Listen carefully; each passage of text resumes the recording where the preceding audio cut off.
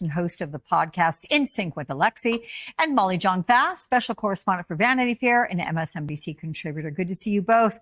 So, Alexi, you first. We may have narrowly avoided the shutdown, but how big of a problem is this still for congressional Republicans and for Trump? I mean, does it show anything about limits of Trump's power and maybe what the next couple of years of total GOP control will look like? Yeah, Alex, I mean, I think that we all remember the constant chaos of the first Trump presidency and how congressional Republicans will run in circles to try to get whatever he wants done. Though, as you just alluded to, a number of Republicans defied him yesterday in not going along with the plan that he wanted to eliminate the debt ceiling, which is, of course, something he wants them to do so that he doesn't look like he has a bad legacy or a stain on his presidential legacy if he has to deal with it when he's president. But as long as Elon Musk continues to sort of operate as a shadow president, someone who is not elected, someone who has no governing experience, no experience writing or trying to pass legislation, they are going to run into walls and problems like this because it's hard to tell what President-elect Trump wants half the time. It's even harder to figure out how to make those things happen when you're also taking into account someone like Elon Musk, who is now using his platform X to sort of whip the vote. He is using X users as sort of his barometer for what will pass and what should be included in bills, when that is not the way the government works, or at least it's not how it has worked historically. Well, interestingly, Molly, Politico called this a wake-up call for Trump on the limits of his power, saying some Republicans are concerned that he won't be able to get as much done as he hoped because he's focused on the wrong thing, like the debt ceiling. Trump and the GOP are going to have a big challenge in the next few months, confirming his nominees, trying to implement his policy priorities, and then now another budget deadline in March. How treacherous could this first 100 days be? Well, I think one of the big problems Trump has is that he ran for president on this idea that inflation was a real problem. People were really mad about inflation and that he was going to make things cheaper, right? Because there's a real problem. People were really mad that they went to the grocery store and things were, significantly more expensive. So now Trump has got to make things cheaper. But I'm not convinced that he has a real plan for making things cheaper, except tariffs, which would ultimately be inflationary. So he's also walking the whole thing back. You heard him say, right, once the numbers go up, it's hard to bring them down. And then someone asked him, if you don't do that, if you don't make good on your campaign promise, will you think that you've had a failed element of your presidency? He goes, no, I don't think so. Right. And there are a lot of other things like that he's promised, like mass deportation. And remember, yes, he did win and he won the popular vote, which for a Republican president is not necessarily, what always happens. But here's the thing.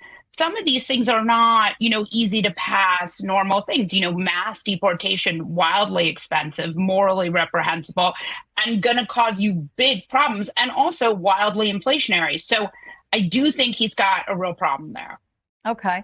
Alexi, what lessons can Democrats take from this time or this around and any leverage that they might have? House Republicans are going to have an even smaller of a majority than they've had this term. We got 34 Republicans who voted no on this CR. If Democrats had left them to their own devices, it wouldn't have passed.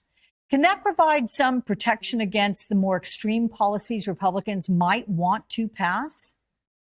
Yeah, I mean, we've already seen Leader Jeffries, talking about how he feels that the Democratic caucus has stood up to Trump and congressional Republicans already. I think what's really fascinating is that Speaker Mike Johnson is giving away the secret by telling NBC and others that he basically asked Elon Musk if he wanted to take his job. Right. I mean, the man is already signaling that he's not loving having the seat that he's in, and that he's even having multiple headaches from his colleagues. And so I think that Democrats are watching this, and they're seeing not only do they have leverage from the policy side, but the personnel side as well. Because as congenial as he might be, we saw how Kevin McCarthy before him was pushed out. And we know that come January 3rd, Republicans will be having yet another fight in which they could very well try to replace Johnson. And so I would expect Jeffries and others to try to use that as leverage too.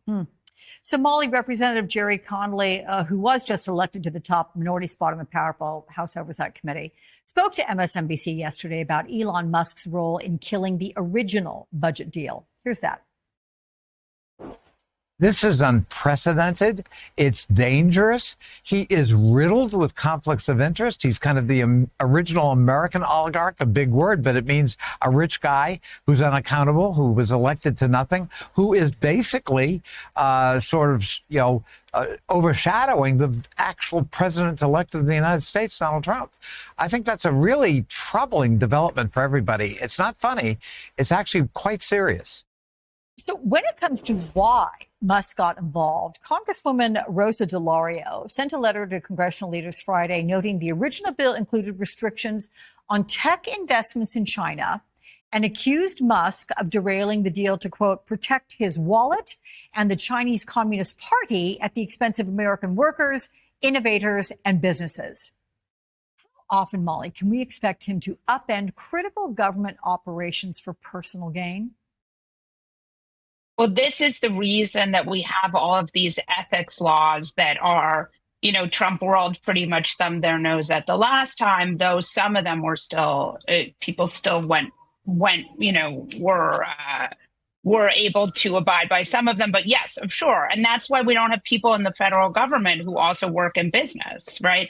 And that's probably why we shouldn't have members of Congress allowed to trade stocks, right? Because we should have people who serve in the federal government who are working for the people, the taxpayers, and not for themselves. But certainly it's a conflict. And certainly even if he's not acting that way to get something, it creates the appearance of a conflict, which is ultimately just as problematic. And I think that, look, the whole idea of having an unelected billionaire run the government when he did not run for president is riddled with problems, moral implications. And ultimately, I think I don't know how long this relationship can last. But I also think, he has such a sort of very limited understanding of American government. I mean, he was bragging that this bill was weighed less than it did before. I mean, that's not a metric in which we judge legislation.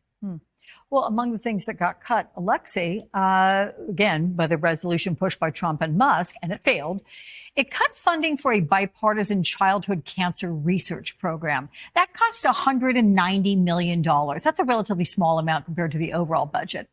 Is this the kind of government efficiency we're going to see Musk and his DOGE department try to implement? Yeah, I mean, absolutely. You remember Elon Musk saying not that long ago, Americans are going to have to get used to living within their means. It makes me feel so angry, even recalling him saying that, because it is such a joke.